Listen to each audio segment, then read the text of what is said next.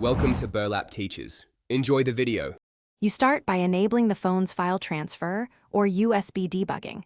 This gives your PC permission to see files. Plug in a good cable, or connect both devices to the same Wi-Fi network if you plan wireless transfer. Install the official companion app or appropriate drivers on the PC so the connection is stable. Once done, confirm the phone shows storage on the PC. This prevents partial transfers and speeds things up. So make sure both devices trust each other before moving files. You pick a transfer method based on speed and convenience. USB MTP for large batches, FTP or SMB for wireless LAN, Cloud Sync for automatic backups, or Bluetooth for small files. Configure the app or Windows Explorer.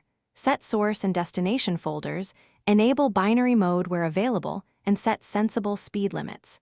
Then start a small test transfer to verify permissions and paths. Once the test succeeds, queue or drag the full dataset. This avoids errors and keeps the process organized. You finish by verifying every file reached the PC, compare counts, file sizes, or checksums to be sure. Then safely eject the device or stop the server app before unplugging to avoid corruption. If something fails, try simple fixes.